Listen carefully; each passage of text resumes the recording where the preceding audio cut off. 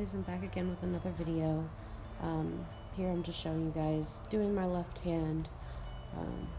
I need to do a new set on my nails. It had been way too long. I just had regular black polish on my nails, and I was getting tired of it. It's been 4 weeks with that gel polish, and I took it off the day before I filmed this, which is why I just have clear gel polish on.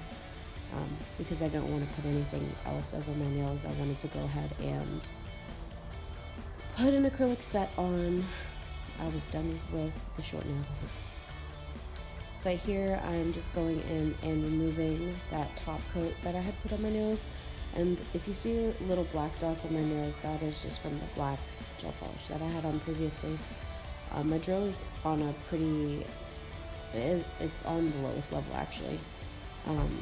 Removing my gel polish, so it's not hurting me or anything. You do not want to put your drill on a high setting whenever you're directly on top of a natural nail, because you will deeply regret that shit. It will hurt, you will damage your nail, and it will be no fun. Here I'm just removing any cuticle from my nail. This specific cuticle bit I got from Mercat or something like that. The same brand as my drill. It's an Amazon brand.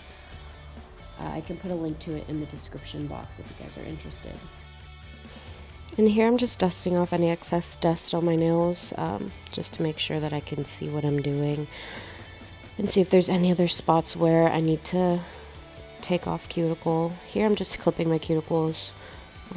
I don't have that much. I usually take care of them pretty often, but in this case I hadn't done my nails in about 4 weeks because I'm pregnant and lazy. So I had a couple of dry bits I needed to cut off. But here I'm just sanding back down my nails, just only in areas that I notice that there's still gel polish on. You do not want to overfile your nails at all, because if you do, then your nails are going to be sore and really sore. Here I am sticking on my nail forms. I prefer forms over tips just because I guess that's what I'm more comfortable with. I can do both. Sometimes when I'm lazy I'll do tips on myself, but on my clients I really only do sculpting forms unless there's a need for me to use tips.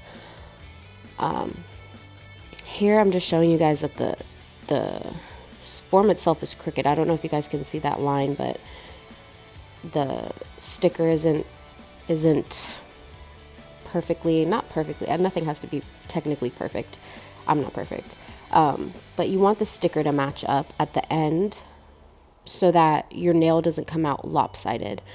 So you want the center of your nail and the center of that line to match up and not be crooked, or else the sculpt, I don't know how to explain this, the shape of your nail is going to be lopsided. So I'm just doing this to all 5 fingers. And honestly, in hindsight, I should have done my pinky first instead of my thumb first, because it made everything so much more difficult.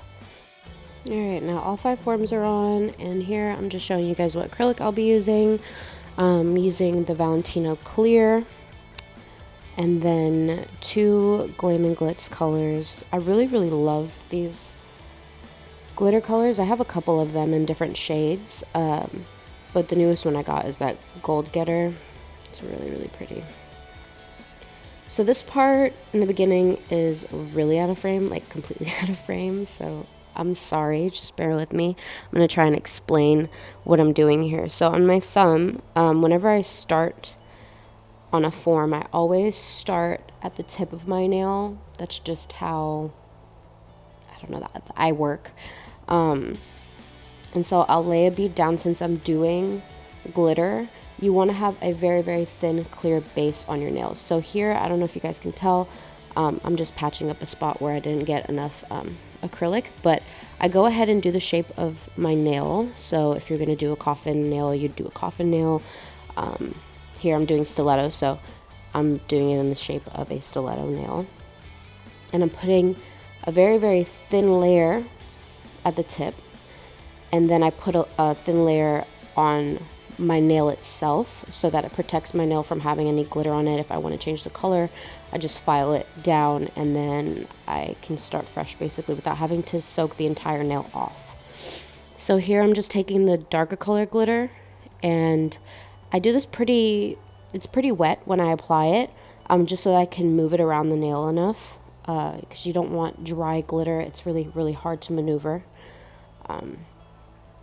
So yeah, I do the darker pink at the tip, and then I'm adding the more rose gold color towards the center just to give it some dimension. And then in between, I like to do a thin layer of clear acrylic and then add some more glitter on top. Then I go ahead and encapsulate the nail. I just want to say that I did dehydrate and prime my nails. I dehydrated with Bond-Aid, and then I primed with Young Nails Protein Bond, and I do 2 rounds of both. I told y'all, like, most of the footage is out of frame, and it's so frustrating for me to sit here and watch, because the whole time I swore I was in frame, but I guess not. So here you can kind of see what I was explaining in the beginning. I put down a thin bead of white, and then I go in with the glitter and then place the glitter and move it back. And then I layer the different colored glitters.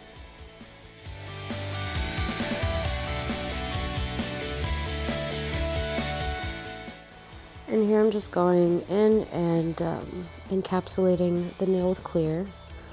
And a tip is, if you don't already know, the wetter the bead is, the clearer the clear acrylic will be, if that makes sense.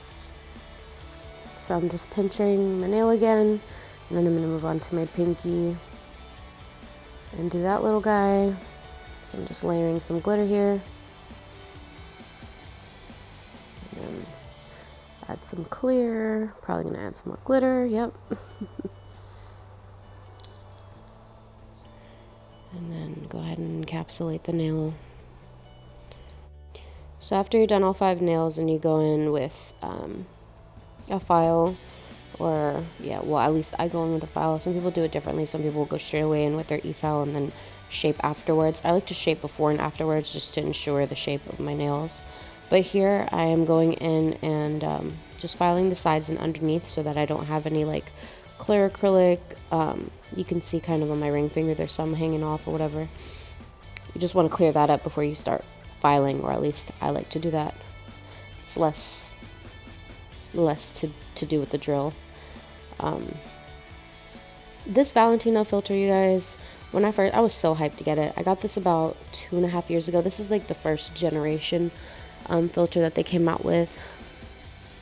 And I don't know if any of you guys like are interested in buying it. I haven't tested out the newer ones, but if you have your eye on one of the first generation ones, I'm sure there's other filters out there that will do the job better, because this one is just so big and bulky, and I feel like even still it is on full blast right now, and it is not,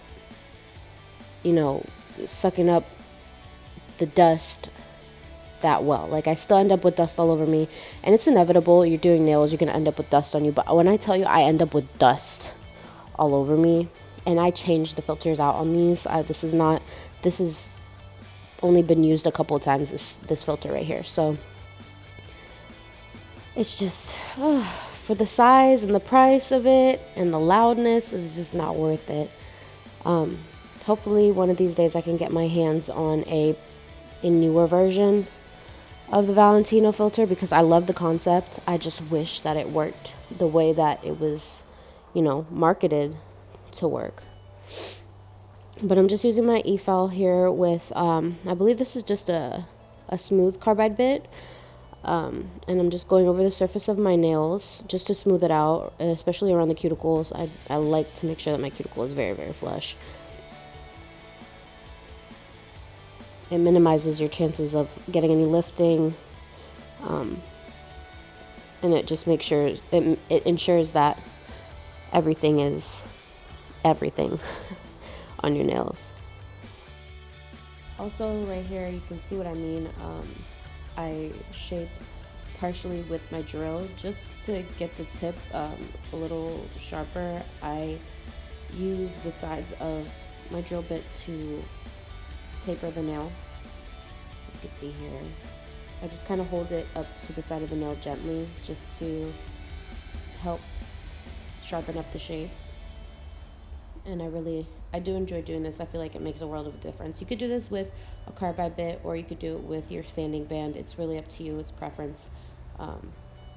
Sometimes I do it with a sanding band, and sometimes I'll just do it with my carbide. And today I'm doing it with my carbide. And then here, just going back in and filing, and then I go in with my sanding band just to smooth everything out. And then afterwards I will buff my nails, and that'll be it. Now is the fun part.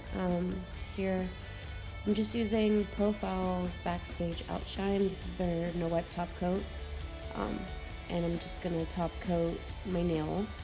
I think I do all 5 nails, and then I'm gonna cure it, and then afterwards I'm going to adhere my gemstones on I use a mixture of clear acrylic and hard gel, and not hard gel, I'm sorry, and my no wipe top coat. So I'll put it on aluminum foil, and I'll do equal parts of both. Maybe like a scoop from a cuticle pusher of acrylic powder, and then a drop or 2 of my no wipe top coat, and then I'll mix it up, and then that's what I will use to stick my stones on when I don't have super glue. Right now I don't have super glue. Usually I'll super glue them down and then take a clear hard gel and kind of go around the outline of my nail. But this is another way you can adhere stones as well if you don't have like a stone gel or a super glue to stick it on. And you can see here it's kind of pasty. It's a thick consistency, so you can just set the stones in it, and then when you cure it, it'll cure around the nails, and it's stronger than you know, just using a no wipe top coat, and softer than using an acrylic.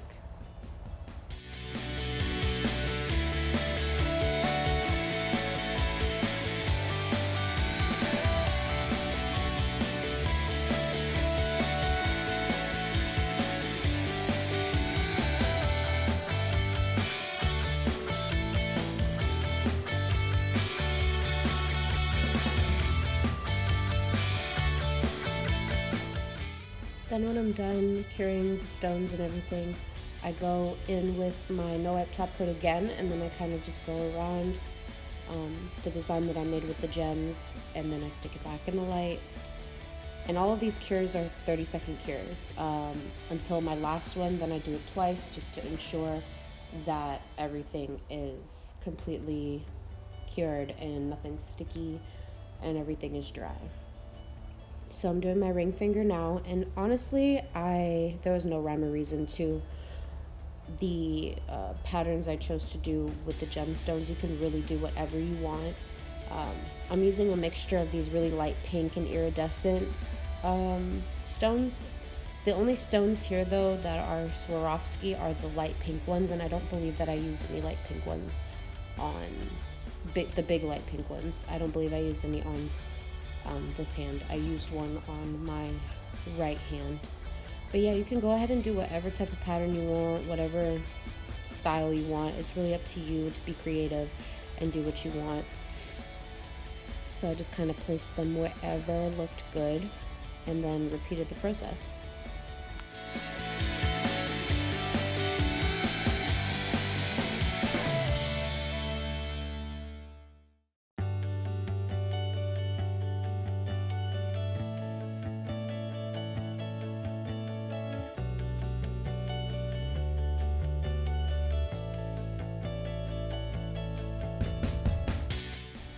So this is the final product, you guys. I am so happy with how these turned out.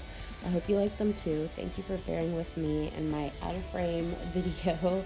Until next time, guys, have a good one.